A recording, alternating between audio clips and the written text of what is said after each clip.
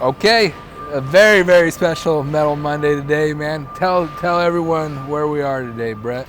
We are at the new tire reclaim tire processing facility in Idaho. So you can't see him, but up there is one of the magicians that we've been dealing with we started this project about a year ago, and it's finally starting to kind of come to fruition. So we'll shoot some footage and kind of let everybody know what it's going to look like here when it's actually running here soon enough. But we're pretty excited about what's going on right now.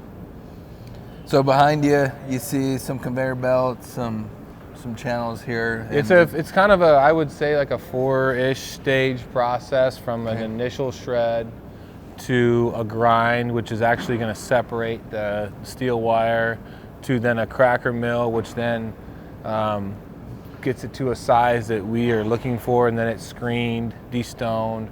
It probably goes through a series of, I want to say, like 7 or 8 magnets to basically pull all the steel out, so you have a very clean rubber.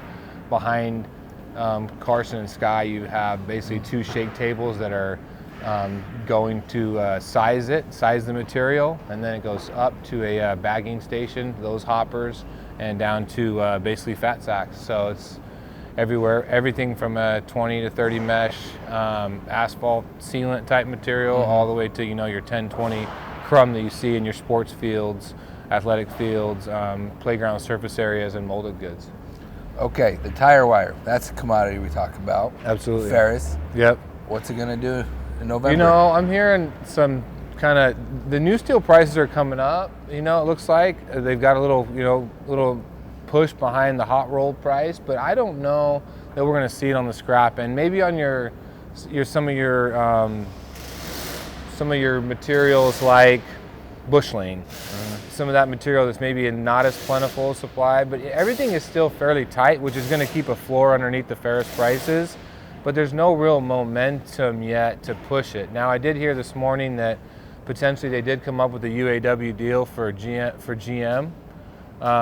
They got the Ford deal done over the weekend tentatively. So if these automotive strikes come to an end, we could see at least a short-term push in demand, which then, with the lack of supply, we might get some pricing push. I don't see it dramatic, but as long as we can kind of keep a floor underneath it somewhat, then we at least got a fighting chance on the ferrous scrap side.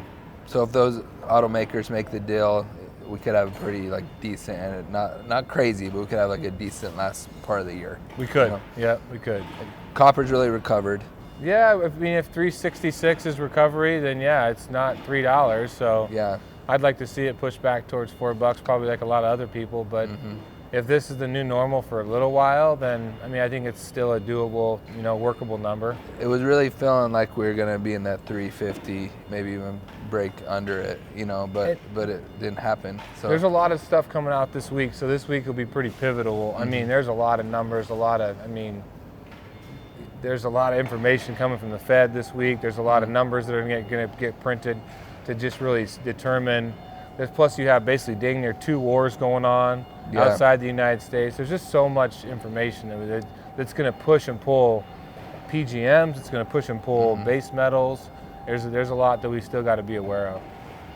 Okay, we'll keep an eye on what all that does and let everybody know. And I'm excited to show everyone more of this machine here in the next few weeks, next few years. We're going to fire this thing up here tomorrow and start kind of pre-running everything, and then this week we should be kind of battening down, tightening all the bolts and getting everything running. By the end of the week, we hope to be making chrome. Is that chrome affected by market swings? Not nearly like what you see on the base metal side.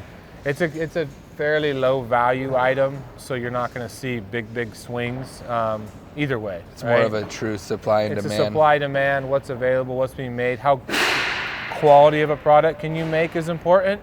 So which is why we invested in the equipment we did. We wanted to make the best of the best. And the only way you make the best of the best is you got the best equipment, you got the best operators, and that's kind of what we needed to make this happen. All right. Thank you, Brett. Thank you, everybody. All right, guys. Have a great week.